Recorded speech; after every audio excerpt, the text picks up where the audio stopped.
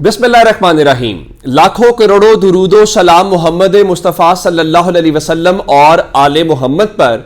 मैं हूं उमर दराज गोंदल। एक जुमला कहते हैं कि इमरान खान सियासत का गैर रिवायती खिलाड़ी है और ये जो मौजूदा रिवायती खिलाड़ी है उनकी सियासत का खात्मा कर देगा।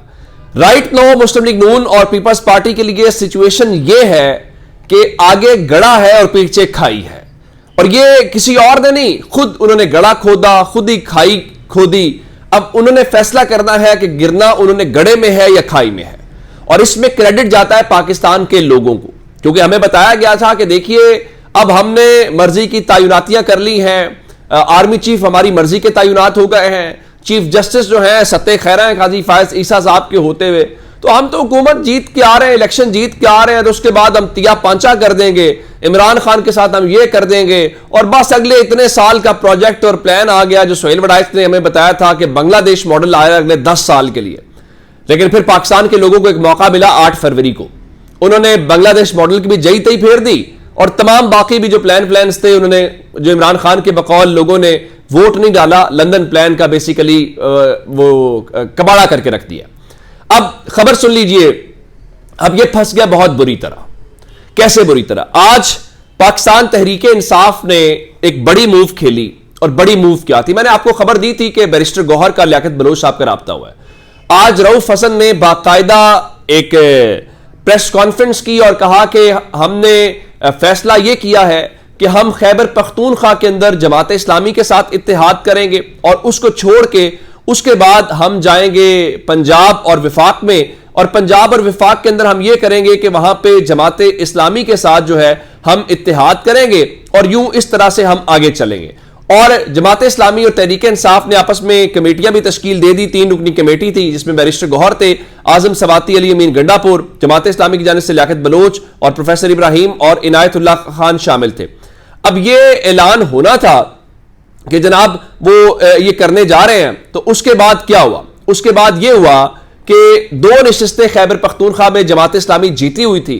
अब से थोड़ी देर पहले वो नशिस्तें दोबारा गिनती में वो हार गई है जमात इस्लामी, और तहरीके इंसाफ को ही वो नशिस्तें जितवा दी गई हैं, जिसका मतलब ये है कि वहां पे पाकिस्तान तहरीके इंसाफ की जो नशिस्तें हैं वो छीन ली गई। लेकिन असल खबर क्या है? असल खबर यह है कि इमरान खान ने चूंकि हिदायत दे दी थी कि आप ना पीपल्स पार्टी के साथ बात करेंगे, ना नून लीग के साथ बात करेंगे, ना एमकेएम के साथ बात करेंगे, और आज शहबाज शरीफ ने लाहौर में प्रेस कॉन्फ्रेंस करके ये बता दिया था कि जी वो आजाद बनाए ना जरा हुकूमत, वो नहीं बनाएंगे तो हम तो बनाएंगे। तो जाहिर है ये आपका मामला था। अब तहरीके इंसाफ तो सीधी सीधी सी बात है कि वो जा रही है ऑपोजिशन में, लेकिन अली अमीन गंडापुर को एक तगड़ा किस्म का जो उन्होंने बंदा है वो अपना मैदान में उतार दिया। अब अली अमीन गंडापुर को लेकर जी बहुत सारी बातें हो रही हैं। अभी मैं शरीफ खानदान के फंसने वाली बात पे बाद में आऊंगा कि जी वो देखे जी इमरान खान का विजन, अली अमीन गंडापुर के बाल काटे गए, पंजाब में दाखिले पे पाबंदी लगाई गई, क्या कुछ उस बंदे ने नहीं भुगता। ठीक है जी। और एक और खास बात है, उसकी सबसे बड़ी क्वालिफिकेशन पता है क्या है? कि वो इमरान खान का रिश्तेदार नहीं है, इमरान खान का भतीजा भाई या वो नहीं है। आप जरा पंजाब का वजीर आला लगा के दिखाए ना नून लीग शरीफ खानदान के बाहर से, फिर मान जाएंगे। ठीक है जी। अब उसके बाद, और अली अमीन गंडापुर ये भी नहीं है कि कोई पहली बार मुंतखब होके आए हैं, वो इससे पहले विफाकी काबीना में भी काम कर रहे थे, वो सूबाई काबीना में भी काम कर चुके हैं। अच्छा, इसके ऊपर बताया गया जी तहरीक इंसाफ तकसीम हो गई है। कोई तकसीम नहीं हुई। मैं आपके सामने रख देता हूं कि आतिफ खान थे ना वहां पे बड़े कैंडिडेट सीएम के, वो सूबाई असेंबली के ऊपर इलेक्शन लड़े भी नहीं है। शहराम तरकई के मुतालिक आप कहते हैं ना, असद कैसर के मुतालिक, मैं आपको एक बात बता देता हूं। आतिफ खान ने कहा जी congratulations to Ali Amin Gandapur for being nominated CM KPK by Imran Khan sahab, wish him good luck and pray he delivers to people of our province according to their expectations इंशाल्लाह। वो कह रहे जी मैं उनको मुबारकबाद देता हूं और मेरी दुआ है कि वो उसी तरह से डिलीवर करे जिस तरह हमारे सूबे के लोग हैं। क्या अली अमीन गंडापुर की नॉमिनेशन के ऊपर जो जियो न्यूज खबरें चला रहा था तकसीम की, क्या असद कैसर और आतिफ खान, शहराम तरकई, परवेज खटक से बड़े स्टेचर वाले लोग हैं, जहांगीर तरीन से बड़े स्टेचर वाले हैं? क्या हुआ परवेज खटक के साथ? और मेरा ख्याल है वो समझदार हैं, वो इमरान खान के साथ पहले भी रहे हैं और इमरान खान की इस चॉइस के साथ। फिर मुस्लिम लीग नून हैरान हो रही है, उसके ऊपर ट्वीट्स कर रही है कि जी 9 मई में मुलव्विस था। फिर लोग ये बता रहे हैं देखे जी इमरान खान ने बुनियादी तौर पे लड़ाई लड़ने का फैसला कर लिया है, और इमरान खान ने सीधी सीधी ये जो अली अमीन गंडापुर को लगाया है तो अली अमीन गंडापुर जो है उसका क्या कहते हैं कि उसका मकसद ही सिर्फ ये है कि जनाब आप क्या कहते हैं कि लड़ाई लड़ना है। भाई अगर आपने उसके हुलिये के ऊपर जाना है और आपने कहना जी वो शहद की बोतलें, तो राना सनाउल्लाह कोई कितने को हुलिया और अली अमीन गंडापुर का आपस में मुख्तलिफ है, उस जाहिरी हुलिये पे ना जाएं। हाँ, उनकी कारकर्दगी को लेके, बाकी चीजों को लेके कुछ सवाल है तो वो जरूर बताएं, उस पर करेंगे। बाकी बातों के ऊपर जो है वो मेरा ख्याल है जरा मुनासिब नहीं होगा।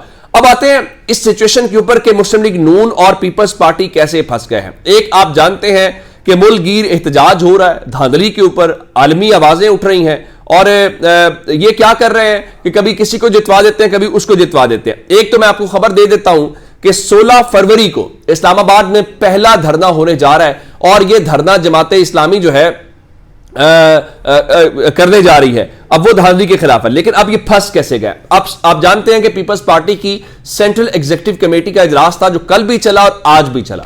अब उन्होंने बाकायदा अपने फैसले करके ऐलान कर दिया। अब वो लेंगे हुकूमत के मजे, में आपको बताता हूं कैसे, और उसके साथ जो है तमाम तर जो जिम्मेदारी है वो जिम्मेदारी पड़ेगी मुस्लिम लीग नून के ऊपर। अब आप कहेंगे कैसे, मैं आपको बता देता हूं। पीपल्स पार्टी ने यह ऐलान किया जी हमें तो कौम ने वो मैंडेट नहीं दिया, तो हम मुस्लिम लीग नून के जो क्या कहते हैं कि उम्मीदवार हैं उनको हम वोट करेंगे। मुस्लिम लीग नून का उम्मीदवार कौन होगा? मुस्लिम लीग नून का उम्मीदवार शहबाज शरीफ होगा। लेकिन बिलावल जरदारी ने यह कहा है कि हम ना हुकूमत में बैठेंगे ना ऑपोजिशन बेंचेस के ऊपर बैठेंगे, यानी हम ऑपोजिशन लीडर का ओहदा भी क्लेम नहीं करेंगे और मुस्लिम लीग नून को सिर्फ वोट करेंगे वजीर आजम के ओहदे के लिए। जहां उनको कानून साजी के लिए चाहिए होगा वो भी दे दिया करेंगे, जहां बजट के लिए चाहिए होगा वोट वो भी दे दिया करेंगे, लेकिन हम विफाकी काबीना का हिस्सा नहीं होंगे तो हम हुकूमत का हिस्सा भी नहीं होंगे। भाई आप जब वजीर आजम को वोट करेंगे तो आप पाकिस्तान के लोगों को बेवकूफ समझते हैं कि आप उसको सहारा दे रहे हैं, उसको वजीर आजम मुंतखब करा रहे हैं, लेकिन उसके बदले में एक और भी चाल चल रहे हैं। और कहा जी वो सदर का इलेक्शन होगा तो हम सदर का उम्मीदवार तो खड़ा करेंगे, और कहा जी मेरी ख्वाहिश ये है कि आसिफ जरदारी सदर बने। इसका मतलब बड़ा सादा है, इक्वेशन वो ये समझा रहे हैं कि भाई हम मुस्लिम लीग नून को खामोश वोट देंगे वजीर आजम का, हम सदर का उम्मीदवार लेके आएंगे और आपने खामोशी से हमारे सदर के उम्मीदवार को वोट करना है। इसका यही मतलब है। और पाकिस्तान के लोग ये समझते हैं कि आप इलेक्शन से पहले नूरा कुश्ती कर रहे थे, एक दूसरे के खिलाफ स्टेटमेंट्स दे रहे थे, और अब आके क्या हो रहा है, क्या आप एक दूसरे के साथ चल भी रहे हैं। फिर उनका जी हम चेयरमैन सेनेट के लिए और स्पीकर कौमी असेंबली के लिए जनाब अपने उम्मीदवार लेके आएंगे। इसका मतलब क्या है? इसका मतलब बड़ा सादा है कि जनाब वो हम जो है उसके ऊपर भी कोशिश करेंगे, तो आपने हमें वहां पे मुखालफत नहीं करनी। तो मुस्लिम लीग नून क्या कहेगी? वो उनकी मुखालफत करेगी, उन्हें वजीर आजम का वोट नहीं लेना। वो भी कहेंगे हाँ जी कौमी मफामत और कौम के वसी तर मफाद के अंदर हमने ये फैसला किया है कि हम आसिफ अली जरदारी को वोट करेंगे और हम सदर का उम्मीदवार नहीं लेके आएंगे। ये दोनों अपने अपने डोमेन में रह के हुकूमत के मजे लेना चाहते हैं और लोगों के सामने तासुर कायम करना चाहते हैं। अब मुस्लिम लीग नून क्या कहती है, मुस्लिम लीग नून क्या करती है, ये इससे भी दिलचस्प होगा। अब अगली सूरत हाल सुन लीजिए।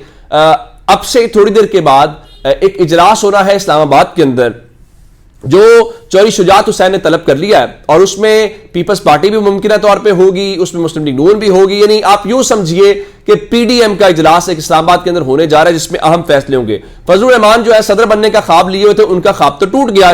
डेरा इस्माइल खान वाले गंडापुर वालों ने वो भट्टा बिठा दिया।